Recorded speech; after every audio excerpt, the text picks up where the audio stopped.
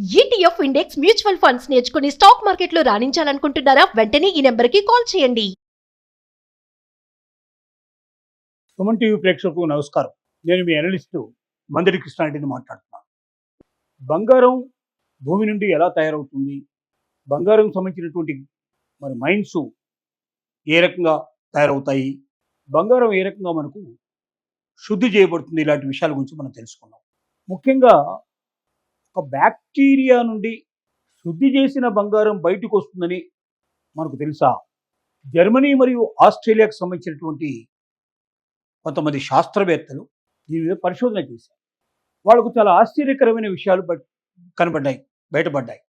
ఒక రకమైన బ్యాక్టీరియా సంబంధించిన క్రిములు విషతుల్యమైనటువంటి కొన్ని పదార్థాలను తీసుకొని బంగారానికి సంబంధించినటువంటి రేణువులు ఏవైతే ఉంటాయో వాటన్నిటినీ ముద్దగా లోపలికి తీసుకొని ఆ మట్టి, కల్మషం, ఇతర లోహాలతో మిక్స్ అయినటువంటి బంగారపు పులికల్ని స్వచ్ఛమైన బంగారం రూపంలో అవి బయటికి తమ ఎంజైమ్ల ద్వారా కడిగి బయటికి తీసుకొస్తున్నట్టుగా గమనించారు.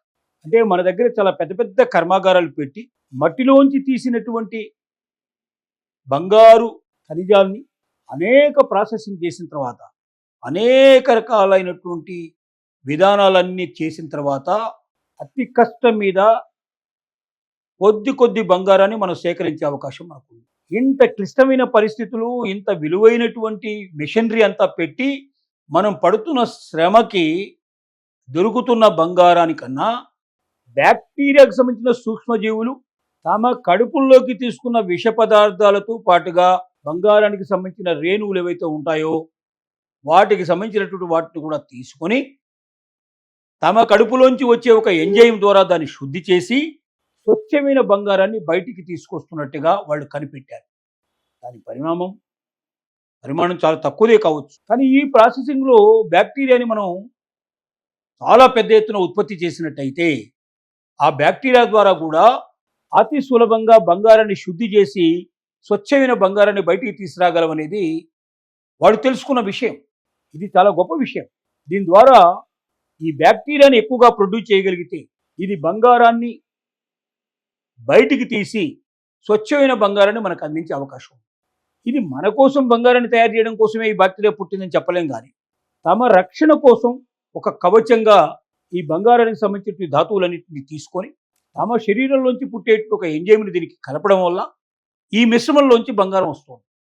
ఈ పరిశోధనలు ఇంకా పూర్తిగా ఫలప్రదం అయితే భవిష్యత్తు లోపల ఈ బ్యాక్టీరియా కణాలని విపరీతంగా లక్షల కోట్ల బ్యాక్టీరియా కణాలని ఉత్పత్తి చేయగలిగితే తద్వారా కూడా పెద్ద మిషనరీలు పెట్టి కోట్లాది రూపాయలు దీనికోసం వెచ్చించి సంవత్సరాల తరబడి కృషి చేస్తే తప్ప బంగారం బయటికి రాదు. అలాంటి దాన్ని సూక్ష్మజీవుల ద్వారా, బ్యాక్టీరియా ద్వారా స్వచ్ఛమైన బంగారాన్ని మనం పొందగలిగే అవకాశం ఉందనేది ఈ పరిశోధనల సారాంశం.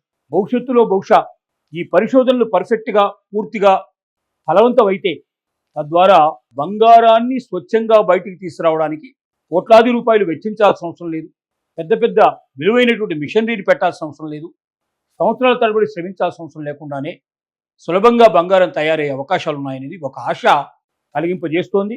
ఇటువైపు ప్రపంచంలో మిగతా చోట్ల కూడా పరిశోధనలు ప్రారంభమైనాయి.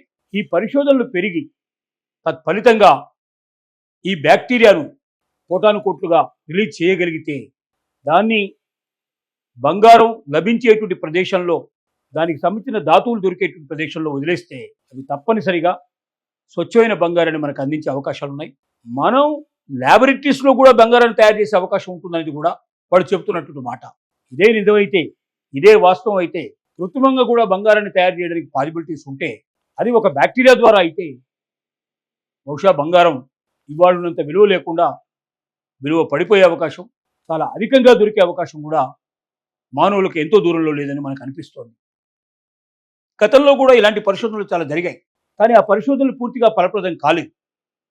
కొన్ని రసాయన పదార్థాలను మిశ్రమంగా వాడితే వాటి కలపడం ద్వారా కూడా బంగారం వస్తుంది అనుకున్నారు, కానీ ఆ బంగారం ఎక్కువ కాలం నిలవలేదు. దాని స్వచ్ఛత అనుమానాస్పదమైన పరిస్థితులు ఏర్పడ్డాయి. కానీ ఇప్పుడు ఈ బ్యాక్టీరియా ద్వారా వచ్చేటువంటి బంగారం మాత్రం చాలా స్వచ్ఛంగా ఉంటుంది. ఖచ్చితంగా ఈ బంగారం యొక్క ప్రక్రియ మున్ముందుకు వెళ్ళి భవిష్యత్తు లోపల బంగారం మనకు విరివిగా దొరికే అవకాశాలు ఉంటాయని మనందరం ఆశిద్దాం.